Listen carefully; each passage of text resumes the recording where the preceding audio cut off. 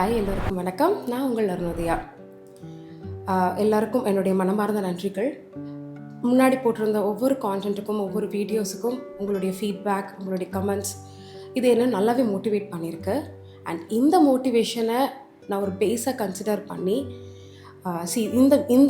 இந்த மீடியம் தான் உங்களை நான் ரீச் பண்ணுறதுக்கு, என்னுடைய ரியல் டைம் எக்ஸ்பீரியன்ஸை உங்ககிட்ட ஷேர் பண்ணி அதன் மூலமாக நீங்கள் பயனடைகிறதுக்கான ஒரு வழி அப்படிங்கிறத உணர்ந்துட்டு உங்களுக்காக இன்னும் ஒரு புது சீரீஸோட நான் வந்திருக்கேன்.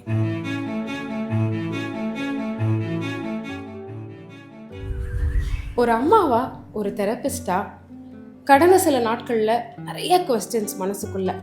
இதுக்கெல்லாம் யார் விதை போட்டா அப்படின்னு கேட்டிங்கன்னா என்னுடைய கிளையண்ட்ஸ் தான்.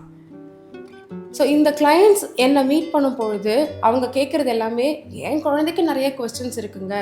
எல்லாருக்குமே தெரிஞ்சது, நம்ம வீட்டில் ஒரு குழந்தை இருக்குன்னா அந்த குழந்தை கேட்கக்கூடிய கேள்வி, ஏன் இந்த ஸ்கை ப்ளூவாக இருக்குது, தோசை ரவுண்டாக இருக்குது, ஏன் இந்த சோஃபா ரெக்டாங்கிளாக இருக்குது, அவங்க ஏன் டார்க்காக இருக்காங்க, ரோஸ் ஏன் ரெட் கலரில் இருக்குது, பிங்க் கலரில் இருக்குது.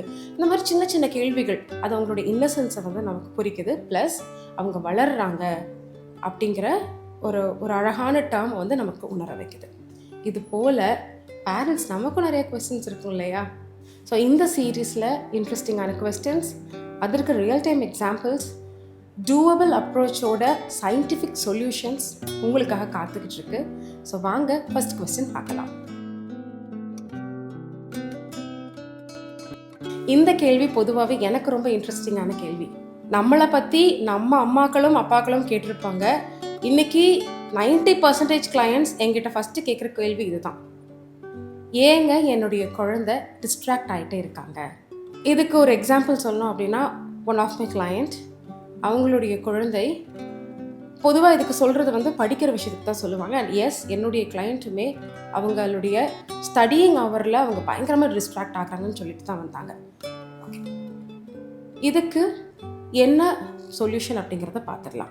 என்னோட முந்தின எபிசோட்ஸில் நான் சொல்லியிருந்தேன், நமக்கு ஒரு குழந்தை இருக்குது, அந்த குழந்தைக்கு நம்ம சாப்பாடு ஊட்டும் பொழுது ஒரு தோசையாக இருந்தாலோ இல்லை சோறாக இருந்தாலோ சின்ன சின்ன வாயாக ஊட்டுவோம், சின்ன சின்னதாக ஸ்ப்ளிட் பண்ணி ஊட்டுவோம். அதே மெத்தடாலஜி தான். எனக்கு ரொம்ப பிடிச்ச ஆத்தர், என்னுடைய ஃபேவரட் ஆத்தர் ராபின் சர்மா சொல்லியிருந்தது 1991 மெத்தட். ஒரு ஜிம் மெம்பர்ஷிப் எடுக்கிறோம், அது எதற்காக 3 மாதம் இருக்குது. ஸோ 3 மாதம் 1.5 மணி நேரம் நீங்கள் ஜிம்முக்கு போகும் பொழுது ஒரே ஒரு டாஸ்க் எடுத்திருக்கீங்க. ஸோ 90 days 90 minutes ஒரு டாஸ்க்கு.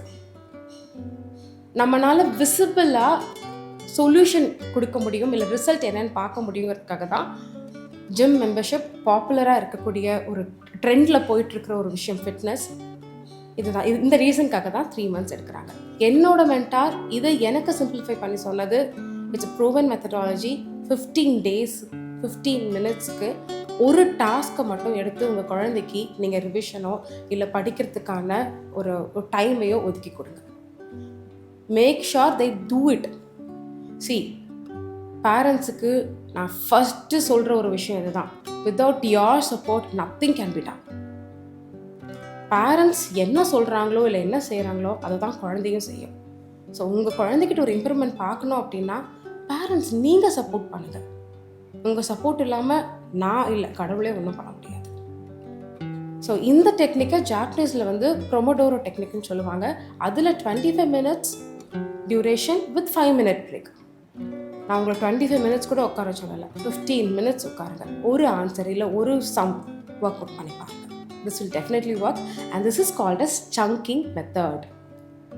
ஸோ நீங்கள் சங்க் பண்ணும்பொழுது அதே தான், ஒரு சப்பாத்தியோ ஒரு தோசையோ ஒவ்வொரு வாயாக எடுத்து சாப்பிடும் பொழுது ஒரு தோசை நம்ம அந்த குழந்தைக்கு ஊட்டுறது நமக்கும் தெரியாது, அந்த குழந்தையும் டக்குன்னு 2 தோசை 3 தோசை சாப்பிட்றோம். அதே தான் சின்னவங்களுக்கும் சரி பெரியவங்களுக்கும் சரி, சின்ன சின்னதாக ஆரம்பிங்க, பெரிய ரிசல்ட்டை பார்ப்பீங்க. வேறு என்னங்க, வாழ்க்கை வாழ்வதற்கே இன்னும் நிறையா கொஸ்டின்ஸ் உங்களுக்காக காத்துட்ருக்கு.